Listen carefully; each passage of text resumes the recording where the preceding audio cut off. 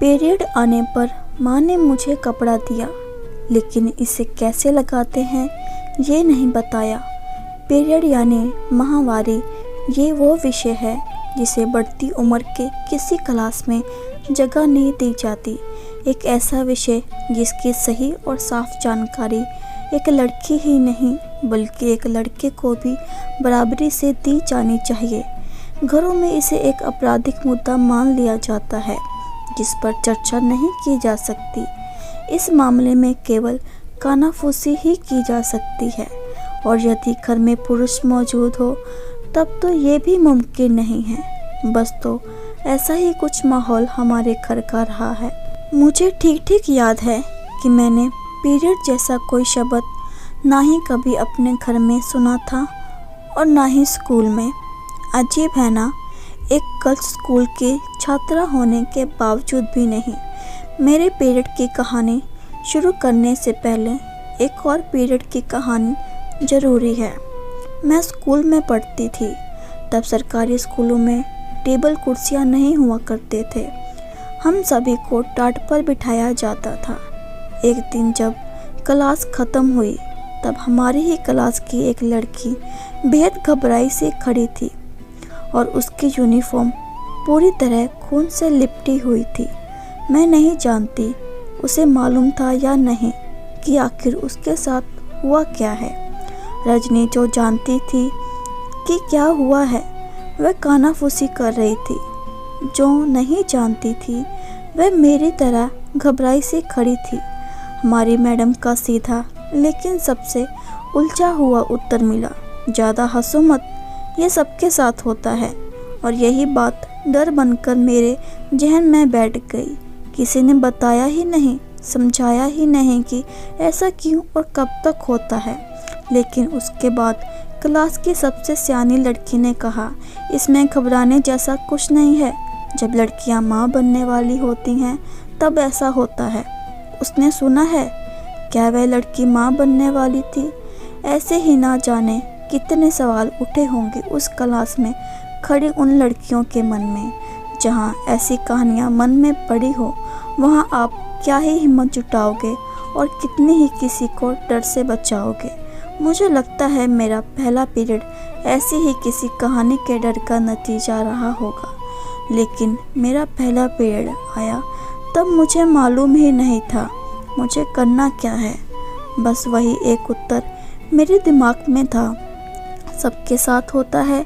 अपने ही खून को देखकर मैं कांप गई, लेकिन मैं इतनी हिम्मत भी नहीं जुटा पाई कि अपनी माँ को कुछ कह पाऊँ, बता सकूँ। शायद माँओं के पास कोई पारखी नज़र होती होगी। वह भाप गई कि कुछ तो है, लेकिन उसके बाद क्या? माँ ने मुझे अपराधी जैसी नज़रों से देखते हुए एक कपड़ा दिया और कहा, ये लो कपड़ा।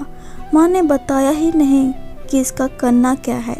अब सोचती हूँ तो लगता है कि शायद गलती माँओं की नहीं बल्कि उन रूढ़ियों की है जो जन्म से उनके पल्ले बांधी जाती है। फिर अपने ही घर में लगा जैसे मैं अपराधी हो गई हूँ। यूं भी जिन बातों की समझ नहीं होती वह ज़्यादा तकलीफदेह लगने लगती हैं। फिर जैसे कई महीनों में खुद से ही लड़ रही थी, अपने ही घर में डरी सहमी सकुचाई सी रहती थी। कई रातों को यह सोचकर नहीं सो पाती थी कि जाने सुबह कैसी होगी। उस पर घर की बूढ़ी बूढ़ियों की डांट भरी घुड़की वह आंखों से ही जताती जाती, जहाँ मत बैठो, ये मत छुओ, वो मत खाओ, वगैरह वगैरह। मैंने इतनी नकारात्मकता खुद से शायद ही कभी महसूस की होगी। एक डर, एक खिज अंदर ही अंदर फूटने लगा था, और शायद पहली बार मुझे लगा कि लड़की होना वाकई गुनाह होता होगा। तभी लोग एक बेटे के होने पर इतना अफसोस जताते हैं।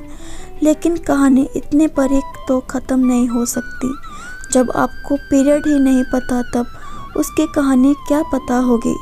तो हुआ ये कि मुझे उस वक्त मालूम ही नहीं था महामारी की कोई समाविधि भी होती होगी। ये सब कुछ 3 दिन तक तो हुआ। चौथे दिन मैंने खुद को उस अपमानित अपराधी की मूर्ति से बाहर लाने की कोशिश की, लेकिन जब लगा सब सामान्य नहीं है तो मैं डर गई। ऐसा लगा ज़रूर मुझे कोई बीमारी हुई है, लेकिन पूछती किससे बताती। मुझे कई महीने लगे बस इतनी सी बात समझने में कि उस कपड़े का करना क्या है और ये कितने दिन तक मेरे साथ रहेगा।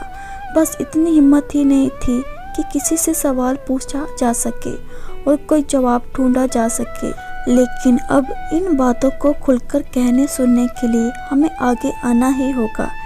ये कहानी सिर्फ मेरी नहीं बल्कि हर उस लड़की की है जिसे नहीं बताया गया कि पीरियड क्या है। क्या माँओं के लिए इतना कठिन है अपनी बेटी को इतनी सी बात समझाना, बल्कि बेटे को भी बेहतरी से ये बात समझाई जानी चाहिए। एक और हम मेंस्ट्रुअल हाइजीन और माहवारी संबंधित कितने ही काम कर रहे हैं, कितनी ही सड़ी गली धारणाओं को तोड़ने की कोशिश कर रहे हैं, मगर हम एक लड़की में होने वाले सामान्य से बदलाव को भी सामान्य रूप से स्वीकार नहीं कर पा रहे हैं। वीडियो पसंद आई हो तो लाइक और शेयर कीजिएगा। चैनल पर नए हैं तो चैनल को सब्सक्राइब कीजिएगा। Thank you for watching.